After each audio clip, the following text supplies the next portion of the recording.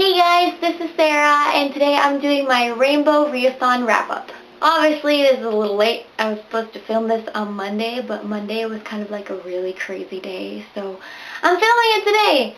Rainy day, Wednesday, awesome time. Nothing else to do but film, so let's do it. I didn't read as much as I wanted to for this readathon for a specific reason that I will explain later on, but I was really happy with the content that I read. I loved pretty much all the books I read. I loved them. They were amazing. I was blown away by what I chose, and I'm so happy that I decided to participate and to get some books off my TBR, and I'm just going to talk about them because they were amazing. The first book that I read was Forbidden by Kimberly Griffiths Little. On my TBR video, I said it was a standalone. Just kidding, not a standalone. It's part of a series. First book.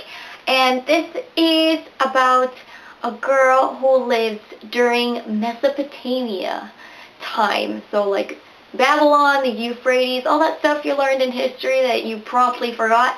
Yeah, that time. And she's part of a tribe that travels through the deserts in camels, and they shift all over the desert during the year. And she is betrothed to this guy in her village who's going to be the leader of the village at some point, and he turns out to be a serious douche, and she don't want to be married to him. But then she meets a stranger guy who she does want to marry to, and there's a lot of other things that are going on that make this insane, but that's pretty much the gist. I gave this 4 out of 5 stars. I really enjoyed it, but it took me so long to finish. I took 2 days and a half, almost 3 days to read this whole book. Not because it was bad, not because I didn't like it, but there was so much information and the writing was so culturally specific. Like the writer wrote as the characters would have spoken at the time, which is great, obviously.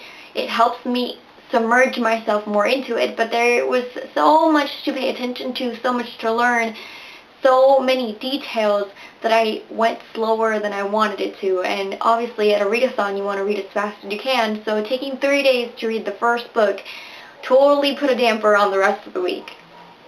I really enjoyed it, and I'm going to continue with the series, but because we left kind of sort of at a cliffhanger, not really, but a lot of things are like hanging in the air and crazy stuff happened, and it's just so much. It's action-packed. There's death, there's betrayal, there's secrets, there's lies, there's belly dancing, which was awesome.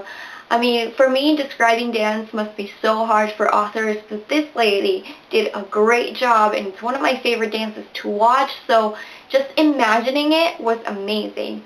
I'm so excited to continue on. The second book that I read was Amy and Roger's Epic Detour by Morgan Matson. Funnily enough, this went along with Months of Matson that Maureen Keevy is hosting, so I kind of got to be on both things at once. I loved this. I gave it 5 out of 5 stars. I was a little bit apprehensive because when I started reading it, we heard about this accident and there was a person missing out of the main character's family. I'm like, death, contemporary. I want it to be lighter than this, but I did not regret my choice to read this. I absolutely loved it. The main character was great. I loved how she progressed in her character development throughout the story and throughout the trip. Roger, also awesome. I love all the places they went, and I love all the little extra anecdotes, the pictures, the travel post things that she would write, and receipts, and the people they met, and all those different kinds of things that added to her growth and the growth of her relationship and everything. It was just awesome, and I can't wait to read more from her. Then I read Secret by Lindsay Smith. This is the first book in a trilogy, I think, or a series. I'm not really sure, but it's about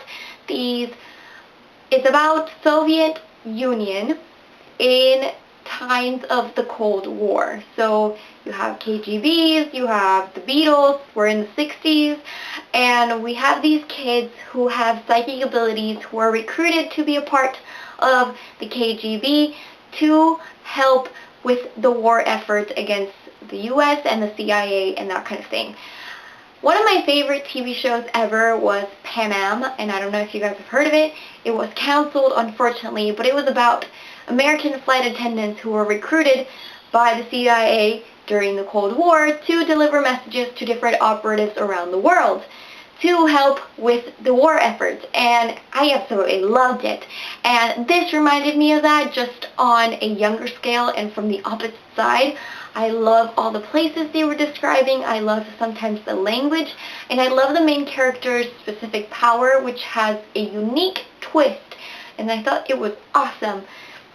It was action-packed, there was intrigue, crazy people, villains, and just overall descriptions of the historical setting. I've always been interested in it, and communism, because my country is kind of communist but not. It's complicated. But I've always been interested in it to see how it works or doesn't work or whatever, and this point of view gave a lot of that, and I absolutely enjoyed it, and I loved it, and it was so good. 5 out of 5 stars as well, and I just can't wait to keep going.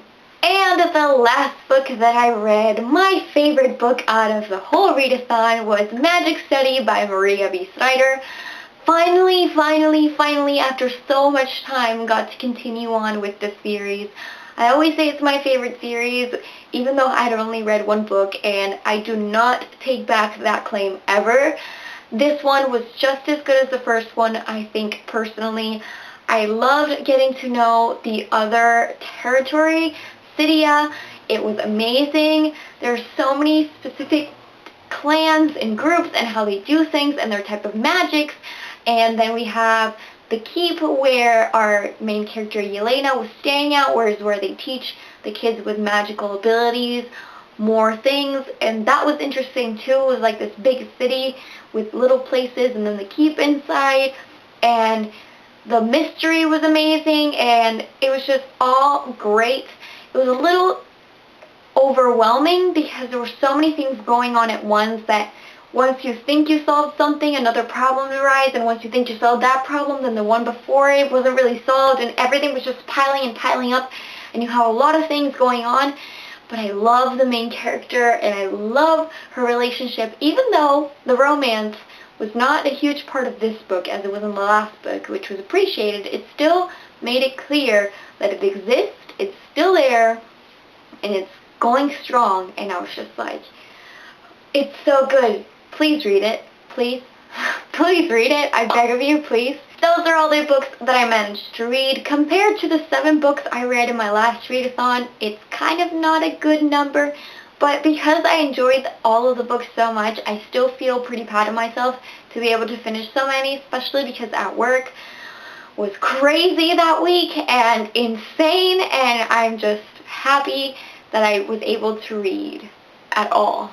Period. Thank you guys so much for watching this video. Let me know if you participated, what books you read, and if you would like to hear more about any of the books I mentioned in this video, follow me on Goodreads down below. Hopefully, at some point soon, I will be able to catch up on my reviews, because the last time I wrote a review was in April, and I still have to finish the ones in April, the ones in May, and the ones I'm already reading in June.